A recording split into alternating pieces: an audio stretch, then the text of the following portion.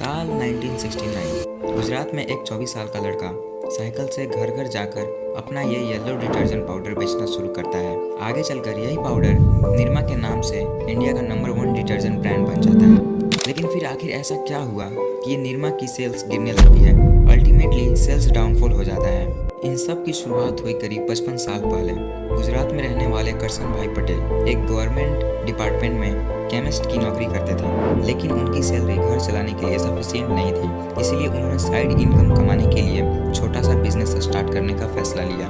उन्होंने इसीलिए घर में ही सोडा ऐश और बाकी कुछ केमिकल के साथ एक्सपेरिमेंट करना शुरू किया। कई बार फेल होने के बाद उन्होंने फाइनली एक अफोर्डेबल और इफेक्टिव डिटर्जेंट पाउडर बना लिया और अपनी इस इन्वेंशन का नाम अपनी 1 साल की बेटी निरुपमा के नाम पर निरमा रख दिया। उन्होंने सिंपल प्लास्टिक के पैकेट में पाउडर को पैक किया और अगले ही दिन से साइकिल पे घर घर जाकर बेचने लगे।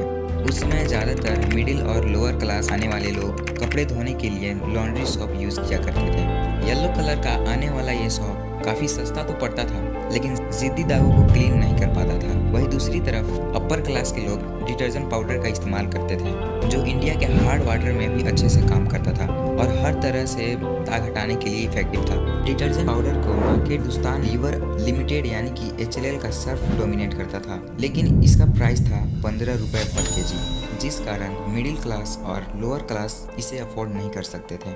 इसीलिए यह अपॉर्चुनिटी देखते हुए करसन भाई ने अपने डिटर्जेंट पाउडर को केवल 3.5 रुपये पर केजी बेचना शुरू किया। मतलब कि लॉन्ड्री प्राइस के शॉप पे पहली बार डिटर्जेंट पाउडर मिलने वाला था और करसन भाई दिन का 200 केजी डिटर्जेंट पाउडर बेचने लगे।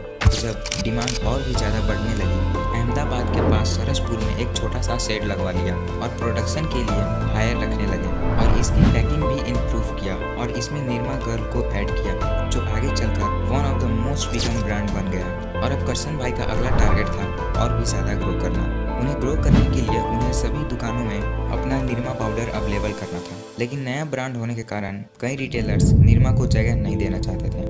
इससे डील करने के लिए करसन भाई ने एक कमाल की स्ट्रेटजी अपनाई। कुछ फीमेल्स को हायर किया और रिटेलर्स के यहाँ जाकर निरमा खरीदने को कहा। इससे रिटेलर्स को लगने लगा निरमा पाउडर की डिमांड बहुत ही अच्छी है और डिमांड ना पूरी करने के कारण उन्हें लॉस हो रहा है, और रिटेलर्स खुद ही करसन भाई को जाकर कांटेक्ट करने लगे और अपने शॉप में निरमा पाउडर रखने लगे। और देखते ही देखते निरमा पाउडर अहमदाबाद में और आसपास के गांव में नंबर 1 डिटर्जेंट पाउडर बन गया। और इसीलिए करसन भाई ने सोचा अगर उन्हें सर्फ जैसे पाउडर को बीट करना है तो सस्ते प्राइस और अपने प्राइस को किसी भी हाल में बढ़ने नहीं देना चाहते थे। और उन्होंने इस निरमा के फॉर्मूले को सिंपल ही रखा। निरमा में 65% तो सोडा ऐश रहता था, जो सस्ते में ही मिल जाता था। ना कोई इसमें वाइटनर होता था, ना कोई परफ्यूम्स। और इसे बढ़ाने के लिए करसन भाई ने शुरुआत में फैक्ट्री नहीं डाली, अलग अलग जगह सेट्स लगवाने लगे और फाइनली निरमा बहुत ही तेजी से ग्रो करने लगा।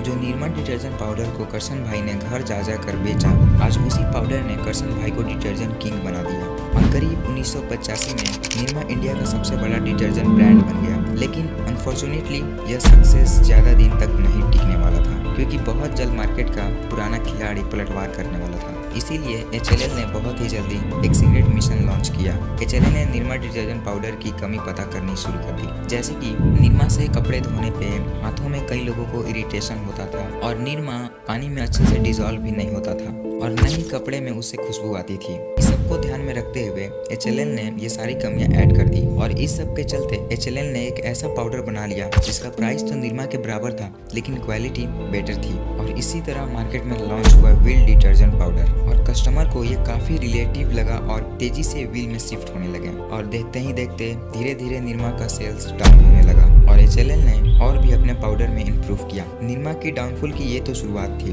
1980 में डिटर्जेंट के मार्केटिंग को देखते हुए कानपुर के 2 भाई मुरलीधर और विमल कुमार ने खुद का डिटर्जेंट पाउडर लॉन्च किया, घड़ी डिटर्जेंट। इसका प्राइस भी निरमा से 10% ज्यादा था, पर इसकी क्वालिटी भी बेटर थी और घड़ी की सेल्स बढ़ने लगी। और इसे देखते हुए निरमा ने कुछ और प्रोडक्ट भी लॉन्च किए निरमा के ही नाम से, लेकिन निरमा से सारे लोगों का मन हट चुका था और देखते ही देखते निरमा पूरी तरह से डाउनफॉल में चला गया। दोस्तों, ये वीडियो अगर आपको अच्छी लगी हो और समझ आ गई हो तो चैनल को सब्सक्राइब एंड लाइक जरूर कर दें। Thank you.